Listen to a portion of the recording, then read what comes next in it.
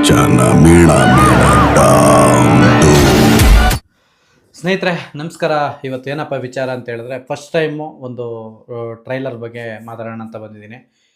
ನಾನು ಇಲ್ಲಿವರೆಗೂ ಯಾವ ಟ್ರೈಲರ್ ಬಗ್ಗೆನೂ ಕೂಡ ನಾನು ವಿಡಿಯೋ ಮಾಡಿ ಹಂಚ್ಕೊಂಡಿಲ್ಲ ನಿಮ್ಮ ಹತ್ರ. ಬಟ್ ಫಸ್ಟ್ ಟೈಮು ಮಾಡಬೇಕು ಅಂತ ಅನಿಸ್ತು, ಅದಕ್ಕೋಸ್ಕರ ವಿಡಿಯೋ ಮಾಡ್ತಾಯಿದ್ದೀನಿ. ಫಸ್ಟೇ ಕ್ಲಾರಿಟಿ ಕೊಟ್ಬಿಡ್ತೀನಿ. ಇವನು ಡಿ ಬಾಸ್ ಫ್ಯಾನ ಅಂತ 100%. ನಾನು ಅವರು ನಡ್ಕೊ ಬಂದಿದ್ದ ರೀತಿಯಿಂದ, ಅವ್ರು ಬೆಳೆದು ಬಂದಿದ್ದ ರೀತಿಗೆ, ಅವರು ಮಾಡ್ತಿದ್ದಂಥ ಸಹಾಯಕ್ಕೆ ಫ್ಯಾನು. ಓಕೆನಾ? ಕಷ್ಟಪಟ್ಟು ಬೆಳೆದಿರೋದು ಮೇಲೆ ಬಂದ್ರಲ್ಲ, ಇದಕ್ಕೆ ನಾನು ಫ್ಯಾನ್ ಆಗಿದ್ದೀನಿ. ಯಾಕೆಂದರೆ ಒಂದು ಟೈಮಲ್ಲಿ ಅವ್ರು ಏನು ಬೆಳೆದಿದ್ದ ರೀತಿನೋ ಅದೇ ಥರ ನಾವು ಬೆಳ್ಕೊಬಂದಿದ್ದೀವಿ. ಅದು ಸ್ವಲ್ಪ ರಿಲೇಟೆಡು, ಅದಕ್ಕೋಸ್ಕರ. ಬಟ್ ಇವಾಗೇನೋ ಗ್ರಹಣ ಬಂದಿದೆ. ಗ್ರಹಣ ಯಾವಾಗಲೂ ಸೂರ್ಯಂಗೆ ಹಿಡ್ದಿರಲ್ಲ, ಟೈಮ್ ಬರುತ್ತೆ, ಆ ಗ್ರಹಣ ಸೈಡ್ಗೆ ಹೋಗುತ್ತೆ. ಎಲ್ಲ ಏನೇ ಇದ್ರೂ ತಪ್ಪು ಮಾಡೋದು ಸಹಜ, ತಿದ್ದಿ ನಡೆಯೋದೇ ಮನುಷ್ಯ ಅನ್ನೋಂಗೆ ಟೈಮ್ ಬರಬೇಕು. ಅದು ಟೈಮ್ ಬಂದಾಗ ಎಲ್ಲರಿಗೂ ಏನು ಅಂತ ಅರ್ಥ ಆಗುತ್ತೆ ಅಂತ ಅಂದ್ಕೊಂಡು ಈ ವಿಡಿಯೋ ಸ್ಟಾರ್ಟ್ ಮಾಡ್ತಾಯಿದ್ದೀನಿ. ಸೂರ್ಯಂಗೆ ತುಂಬ ಹೊತ್ತು ಗ್ರಹಣ ಹಿಡಿಯಲ್ಲ. ಫಸ್ಟ್ ಟೈಮ್ ಹೇಳೋದಲ್ಲ ಸ್ನೇಹಿತರೆ, ನಾನು ಟ್ರೈಲರ್ ಯಾವತ್ತೂ ಕೂಡ ವಿಡಿಯೋ ಮಾಡಿ ನಾನು ಅದ್ರ ಬಗ್ಗೆ ಏನು ವಿಶ್ಲೇಷಣೆ ಕೊಟ್ಟಿಲ್ಲ. ಈಗಲೂ ನಾನು ತುಂಬ ಏನು ಹೇಳೋಕ್ಕಾಗಲ್ಲ ಅಂತ ಅಂದ್ಕೊತೀನಿ. ಥಿಯೇಟ್ರಲ್ಲಿ ಹೋಗಿ ನೋಡೋಣ. ಫಸ್ಟ್ ಈ ವಿಡಿಯೋ ಮಾಡೋದಕ್ಕೆ ಏನಪ್ಪ ರೀಸನ್ ಅಂತ ಹೇಳಿದ್ರೆ, ನನಗೆ ಆ ಟ್ರೈಲರ್ ನೋಡಿದೆಡ್ಕೇನೆ ತುಂಬ ಇಷ್ಟ ಆಯಿತು. ಓಕೆನಾ? ಹಂಗಾರೆ ಕಾಂತಾರ ಇಷ್ಟ ಆಗಲಿಲ್ವ ನಿನಗೆ, ಈ ವಿಡಿಯೋಗೆ ಯಾಕೆ ಮಾಡಬೇಕಾಗಿತ್ತು ನೀನು ಇದನ್ನು ಅನ್ಬೋದು. ಬಟ್ ನಾವು ಇದ್ರ ಬಗ್ಗೆ ಅಷ್ಟು ನನಗೆ ಅನುಭವ ಇಲ್ಲ. ಓಕೆನಾ? ಇದು ಮಾಡ್ತಾ ಇರೋದು ಬಂದು ಒಬ್ಬ ನಾನು ಫ್ಯಾನಾಗಿ ಮಾಡ್ತಾಯಿದ್ದೀನಿ, ಓಪನಾಗೆ ಹೇಳ್ತಾಯಿದ್ದೀನಿ. ನಾನೊಬ್ಬ ಫ್ಯಾನಾಗೆ ಕೂಡ ಮಾಡ್ತಾಯಿದ್ದೀನಿ, ದರ್ಶನ್ ಫ್ಯಾನಾಗೆ. ಇವಾಗ ಕಷ್ಟದಲ್ಲಿದ್ದಾರೆ.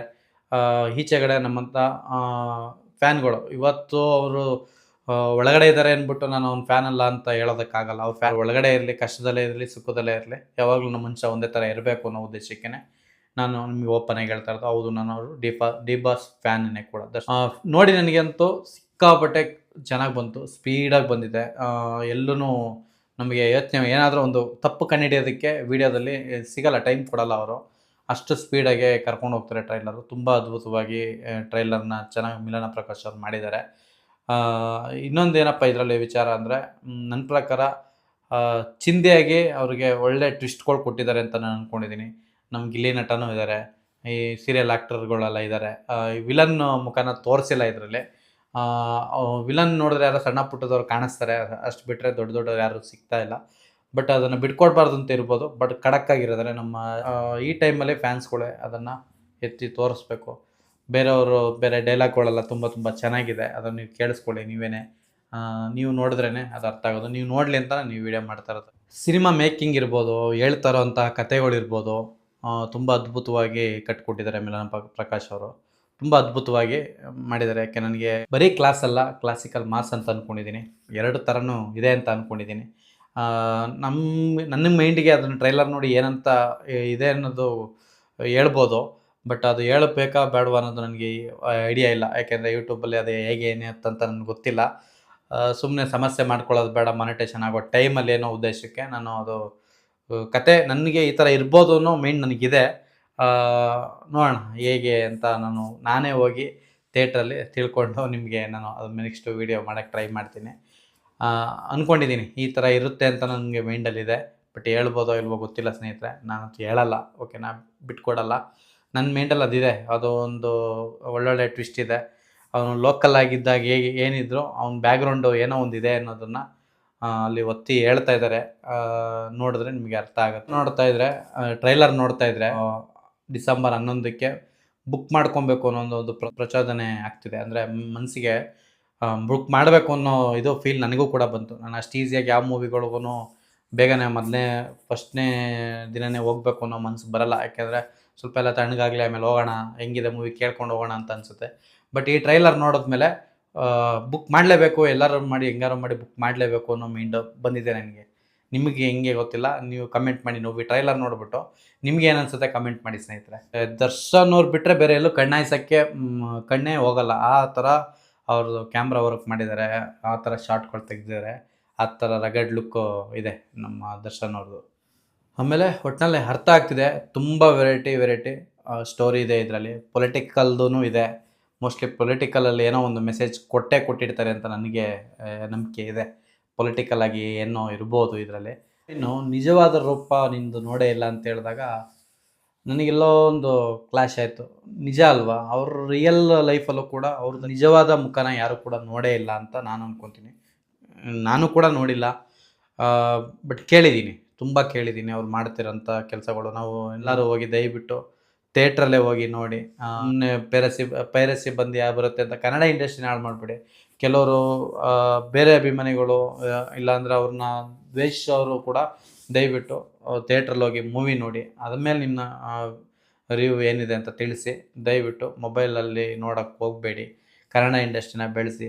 ಮೊನ್ನೆ ಸಾಧಕ್ ಕೋಕಿಲ್ ಅವರು ಹೇಳ್ತಾ ಇದ್ರಲ್ಲ ಕನ್ನಡ ಇಂಡಸ್ಟ್ರಿ ಎಲ್ಲಿಗೆ ಹೋಗ್ತಾಯಿದೆ ಅಂತ, ಆ ಥರ ಆಗೋದು ಬೇಡ. ದಯವಿಟ್ಟು ಒಂದು ಲೆವೆಲ್ಗೆ ನಮ್ಮದು ಕನ್ನಡ ಇಂಡಸ್ಟ್ರಿ ಬೆಳಿಬೇಕು ಅಂದರೆ ಎಲ್ಲರೂ ಹೋಗಿ ಥಿಯೇಟ್ರಲ್ಲಿ ಮೂವಿ ನೋಡಬೇಕು ಅಂತ ಈ ಮೂಲಕ ನನ್ನ ಸಣ್ಣ ಹುಡುಗನ ಒಂದು ಮನವಿ ಸ್ನೇಹಿತರೆ ಅಷ್ಟೇ. ನೋಡೋಣ, ಡಿಸೆಂಬರ್ 11ಕ್ಕೆ ಬರ್ತಾಯಿದೆ. ಚೆನ್ನಾಗಿದೆ ನನ್ನ ಪ್ರಕಾರ. ಅವ್ರು ಓಡ್ ಬರ್ತಾರೋ ರೇಂಜೇ ಬೇರೆ ಥರ ಇರುತ್ತೆ. ಅಂದರೆ ಯಾವುದೋ ಬೇರೆ ಇದೆ, ಅದು ಒಂದು ಏನಂತೀವಿ ಒಂದು ಹಿಂದಕ್ಕೆ ಕರ್ಕೊಂಡು ಹೋಗ್ಬೋದು ಅಂತ ಅಂದ್ಕೊಂಡಿದ್ದೀನಿ ಆ ವಿಡಿಯೋ. ಅಂದರೆ ಅವ್ನು ಯಾರು ಅಂತ ಏನು ಅವನ ಬಗ್ಗೆ ಮಸ್ಲು ಅವ್ನ ಲೂಪ್ ಏನಿದೆ ಅಂತ ತಿಳ್ಕೊಬೇಕು ಅಂತ ಹೇಳ. ಕ್ಷಣಕ್ಕೊಂದು ಬಣ್ಣ, ಗಳಿಗೊಂದು ವೇಷ ವೇಷ ವೇಷ ಒಳ್ಳೊಳ್ಳೆ ಡೈಲಾಗ್ಗಳೆಲ್ಲ ಇದ್ದಾವೆ. ಹೆಂಗಿದ್ದಾವೆ ಅಂತ ನೋಡೋಣ. ಅಲ್ಲ, ನಾನು ನಿಮ್ಮ ನಿಜವಾದ ರೂಪನ ಸರಿಯಾಗಿ ನೋಡೇ ಇಲ್ವಲ್ಲೋ. ನಿನ್ನ ನಿಜವಾದ ರೂಪನ ನಾನು ಸರಿಯಾಗಿ ನೋಡೇ ಇಲ್ವಲ್ಲೋ. ನೋಡಿ 11ನೇ ತಾರೀಕು ಹೆಂಗಿರುತ್ತೆ ಅಂತ ನಿಜವಾದ ರೂಪ.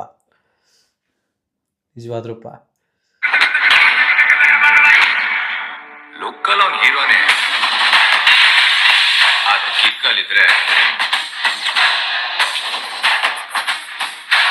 ಲುಕ್ಕಲ್ಲಿ ಅವನು ಹೀರೋನೇ, ಬಟ್ ಕಿಕ್ಕಲ್ಲಿದ್ದರೆ ಫುಲ್ ಆನ್ ಟಯರರ್. ವಿಲನ್ನು ಅಥವಾ ರಾಜಕಾರಣಿನೋ ಗೊತ್ತಿಲ್ಲ. ಅವರು ಮೋಸ್ಟ್ಲಿ ರಾಜಕಾರಣಿ ಇರ್ತಾರೆ.